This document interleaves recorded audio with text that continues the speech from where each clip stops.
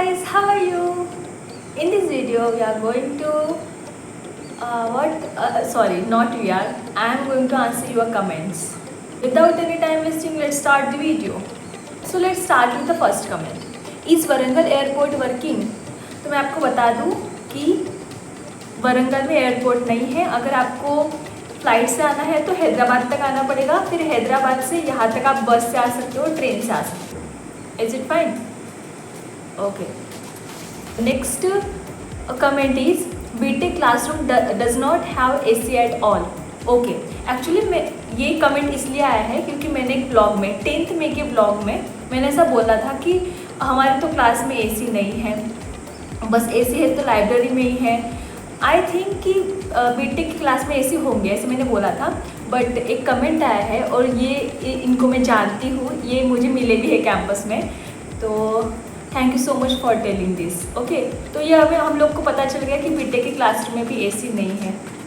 ठीक है. जो मैंने वीडियो बनाई थी इस पर let's talk with gold medalist MSc mathematics student, उस पर कॉन्ग्रेचुलेशंस वाले कमेंट्स आए हैं, तो मैं उनकी तरफ से आपको थैंक यू बोलूँगी. Thank you so much. आप बहुत अच्छी वीडियो बनाती है, कॉलेज आके आपसे ज़रूर मिलूँगा. थैंक यू सो मच, ज़रूर मिलेंगे. NITW बायोटेक्नोलॉजी कैसा है? मैं तो MSc केमिस्ट्री की स्टूडेंट हूँ, तो MSc केमिस्ट्री के बारे में मैं ज़्यादा अच्छे से बता पाऊँगी. और ना मेरे कांटेक्ट में भी नहीं है कोई बायोटेक्नोलॉजी का स्टूडेंट, तो अगर मुझे खुद पता चले तो मैं आपको यहाँ पे टाइप करके रिप्लाई कर दूँगी. फिलहाल तो नहीं, मतलब इस पर तो मैं कुछ नहीं कमेंट कर सकती कि बायोटेक्नोलॉजी इंजीनियरिंग का डिपार्टमेंट कैसा है. Okay. What are the timings of reading rooms and all, इसके मैं पूरा लाइब्रेरी के रूल्स एंड टाइमिंग्स और क्या क्या चलता है, मतलब बुक इशू करने के क्या रूल्स है, कब रिटर्न कर सकते हैं, ये सारी चीज़ें मैं एक सेपरेट वीडियो में डिस्कस करूँगी, तो वेट फॉर दैट. ठीक है. What are the timings of reading rooms. मैंने एक लाइब्रेरी टूर भी अपलोड किया है, तो वो बस आपको दिखाने के लिए कि हमारी लाइब्रेरी कैसी है, कितनी बड़ी है, कितनी छोटी, कितने सारे बुक्स है, वो सारी चीज़ें शो करनी थी मुझे. लेकिन मैंने उस वीडियो में कुछ भी आपको बताया नहीं है लाइब्रेरी के बारे में, रूल्स वगैरह, टाइमिंग्स. तो हम लोग एक दूसरा वीडियो इस पर बनाएंगे, एक इम्पॉर्टेंट वीडियो हो सकता है वो. वहाँ केमिस्ट्री में लैब फैसिलिटी कैसे है और टीचर्स कैसे है, मतलब कोऑपरेटिव है ना, प्लीज़ लॉयली बताइएगा. हाँ, तो ये जो लास्ट आपने लिखा कोऑपरेटिव है ना, हाँ बिल्कुल है, कोऑपरेटिव तो है. कुछ भी परेशानी हो, चाहे वो पर्सनल प्रॉब्लम हो, कुछ भी इकोनॉमिक प्रॉब्लम हो, या फिर आपके एकेडमिक्स के रिलेटेड, एग्ज़ाम के रिलेटेड, पेपर के रिलेटेड कोई भी प्रॉब्लम हो, तो कोऑपरेटिव है. ठीक है. वहाँ केमिस्ट्री में लैब फैसिलिटी कैसी है? लैब फैसिलिटी अच्छी है. इस क्वेश्चन का आंसर देना थोड़ा मुश्किल है कि वहाँ केमिस्ट्री में लैब फैसिलिटी कैसी है. वैसे तो अच्छी है, कोई प्रॉब्लम नहीं है, कोई प्रॉब्लम नहीं होगी आपको. बट अगर आप अपने कॉलेज से कंपेयर करोगे, अब मुझे नहीं पता कि आप कौन से कॉलेज से बिलोंग करते हो, तो अगर आप NIT वरंगल के थोड़े हायर लेवल के कॉलेज से बिलोंग करते हो, तो मे भी अगर आप यहाँ पे आओगे तो केमिस्ट्री ये लैब की फैसिलिटीज़ आपको अच्छी नहीं लगेगी. अगर आप लोअर यूनिवर्सिटी से आते हो तो आपको ऐसा लगेगा कि नहीं, मेरी यूनिवर्सिटी के कंपैरिजन में तो ये लैब फैसिलिटीज़ अच्छी है. तो ये कंपैरिजन वाली बात हुई. केमिस्ट्री के बाद क्या करना चाहती हो वो मैं यहाँ पे रिवील नहीं करूँगी. ये देखो, एक इंटरेस्टिंग कमेंट है. हेलो दीदी, वो MCM स्कॉलरशिप मिलता है वहाँ एंड सीनियर्स लोगों को क्या बोलना पड़ता है? सीनियर्स लोगों का आप भैया बोल सकते हो, सर वगैरह तो हम नहीं बुलाते हैं, भैया ही बुलाते हैं. या फिर कुछ ऐसे हैं जो नाम से भी बुलाते हैं. अगर बॉन्डिंग अच्छी हो गई हो सीनियर्स के साथ तो नाम से भी बुला सकते हैं. वो तो अपने ऊपर डिपेंड करता है कि अपना बॉन्डिंग कैसा है. ठीक है. मैं तो भैया ही बुलाती हूँ, भैया और दीदी बुलाती हूँ. ठीक है. और ये जो MCM स्कॉलरशिप मिलता है वहाँ, ये एक्चुअली ये तो गवर्नमेंट स्कॉलरशिप है ना, तो आप किसी भी, अगर आप उस स्कॉलरशिप के लिए एलिजिबल हो और आप किसी भी इंस्टीट्यूट में जाते हो तो ऑब्वियसली वो आपको स्कॉलरशिप मिलेगी अगर आप एलिजिबल हो तो. ठीक है. Pragya gives us insight for analytical chemistry department and about their placement scenario. See, placement scenario तो ऐसा कोई मतलब डिफरेंस नहीं है, ऑर्गेनिक केमिस्ट्री का ज़्यादा होता है या फिर एनालिटिकल केमिस्ट्री का ज़्यादा होता है, ऐसा कुछ भी सिनेरियो नहीं है। बिल्कुल मतलब अगर आप ऑर्गेनिक से बिलोंग करते हो या फिर एनालिटिकल केमिस्ट्री से बिलोंग करते हो तो आपका जो प्लेसमेंट होगा वो आपके नॉलेज के ऊपर, आपके पास कितना कॉन्फिडेंस है, आप कैसा नॉलेज को कन्वे कर पाते हो, इसी बेस पे होगा। कोई आपकी स्ट्रीम अलग है इसका मतलब ये नहीं कि किसी का प्लेसमेंट कम होगा कि किसी का प्लेसमेंट ज़्यादा होगा, ऐसा कोई यहाँ पे है नहीं, ठीक है। दीदी क्या NIT वारंगल में MSc सिर्फ ऑर्गेनिक और एनालिटिकल में ही है?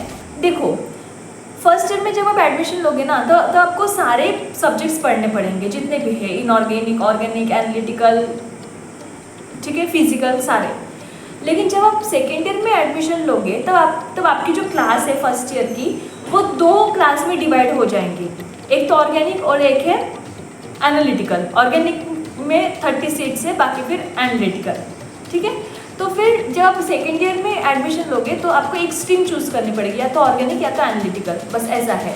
और आपकी डिग्री में कहीं भी ये मेंशन नहीं होगा कि आप एनालिटिकल से MSc केमिस्ट्री की है ऐसा वगैरह, ठीक है। सबके डिग्री में यही आएगा कि MSc केमिस्ट्री की है, और फ्यूचर में इसका कोई भी प्रॉब्लम नहीं होगा, इसका तो मैं गारंटी में बता सकती हूँ। Who is the best professor in organic chemistry for PhD there? सारे प्रोफेसर्स के अपने अपने खास बात है, सारे प्रोफेसर्स का अपना अपना एक नेचर है, या फिर बोल सकते हैं कि अपना एक यूनिक तरीका है पढ़ाने का, उनके पास अपने अपने अचीवमेंट्स है, उनका एक्सपीरियंस है, तो सारे मैं ऐसे कंपेयर नहीं कर सकती, ठीक है। सारे अच्छे हैं, मैं बोलूँगी सारे अच्छे हैं, बस आपको किस पॉइंट ऑफ मतलब आप किस पॉइंट ऑफ व्यू से सोचते हैं। आप ऐसा सोचते हैं कि आपको ऐसा प्रोफेसर चाहिए जिसके पास बहुत ज़्यादा एक्सपीरियंस हो, तो आप उस पॉइंट ऑफ व्यू से देखिए। अगर आपको ऐसा लगता है कि आप जिस प्रोफेसर के अंडर PhD करना चाहते हो वो एक बड़ी यूनिवर्सिटी में पढ़ा के आए हो या फिर बड़ी यूनिवर्सिटी से पढ़ के आए हो, तो पता नहीं आप किस फैक्टर के बेसिस पे प्रोफेसर्स को जज कर रहे हो, ये तो मुझे नहीं पता ना। तो वो आप देखिए, मतलब आपका फैक्टर कौन सा है वो पहले डिसाइड कीजिए, उसके बाद आप NIT वारंगल का ऑफिशियल वेबसाइट पे जाके उनका प्रोफाइल चेक कर सकते हो, उनका एक्सपीरियंस, उन्होंने अपना एजुकेशन कहाँ से किया है, वो सारी चीज़ें वहाँ पे लिखी होती हैं, और उनका वर्क भी, PhD वर्क भी, और अभी क्या चल रहा है उनका वर्क भी, वो भी लिखा होगा। NIT का एडमिशन फॉर्म कब आएगा? देखो ऐसा कुछ NIT एडमिशन का फॉर्म वगैरह नहीं आता है, आपको CCMN के थ्रू काउंसलिंग करना पड़ता है, और CCMN ही आपको NIT अलॉट करेगा, ठीक है। अगर ऑर्गेनिक पे इंटरेस्ट नहीं है मैम तो क्या NIT वारंगल ठीक रहेगा MSc केमिस्ट्री के लिए? अगर ऑर्गेनिक में इंटरेस्ट नहीं है तो एनालिटिकल ले लीजिए, सिंपल सी बात है। ओके, मेरे पास ना स्कॉलरशिप के लिए बहुत सारे कमेंट्स आए थे, hello the please make video on scholarship of NIT, और वही उन्हीं ने, संजय कुमार ने ही एक कमेंट किया है कि दीदी NIT वारंगल में स्कॉलरशिप के बारे में भी कुछ बताइए। तो मैं अपने जो क्लासमेट्स हैं उनका देख के थोड़ा बताऊंगी, मतलब जितना मुझे नॉलेज है उतना। देखो मुझे स्कॉलरशिप मिल रही है वो तो स्टेट स्कॉलरशिप है मेरी, ठीक है, NIT वारंगल से उसका कोई रिलेशन नहीं है, रिलेशन नहीं है, मतलब मैं NIT वारंगल में हूँ इसीलिए मुझे वो स्टेट स्कॉलरशिप मिल रही है, ठीक है, ये बोल सकते हो आप। लेकिन NIT वारंगल ऐसी कोई स्कॉलरशिप, NIT वारंगल से ऐसे स्कॉलरशिप किसको लेते हुए तो मैंने देखा नहीं है, ठीक है। मेरे कुछ दोस्त हैं जिन्होंने लोन लिया है बैंक से, और गवर्नमेंट स्कॉलरशिप तो रहती है जो सबके लिए होती है, वो तो होती है, ठीक है। बस मुझे लगता है कि NIT वारंगल ऐसी कोई स्कॉलरशिप देता होगा। और एक कमेंट देखिए जो आपका डाउट होगा, maybe will we have roommates of same branch? तो ज़रूरी नहीं है, आपको आपकी जो रूममेट है वो आपकी क्लासमेट भी मिल सकती है या फिर कोई दूसरे ब्रांच की भी मिल सकती है, ठीक है, नेसेसरी नहीं है। और ये हम लोग डिसाइड नहीं कर सकते, ठीक है। फिजिकल रिपोर्टिंग के टाइम आप किस सीक्वेंस में आते हो ना उसके ऊपर डिपेंड करता है, वो उस तरीके से रूम्स फिलअप करते हैं, तो ये है। मेरे कुछ क्लासमेट्स हैं जिनकी रूममेट मेरी क्लास के है और मेरी जो रूममेट है वो मेरी क्लास की नहीं है, वो एमटेक की है। How many members for one room? First year में आप आओगे तो 2 लोग रहेंगे एक रूम में, लेकिन जैसे आप सेकेंड ईयर में जाओगे तो आपको सिंगल ऑक्यूपेंसी का रूम मिल जाएगा।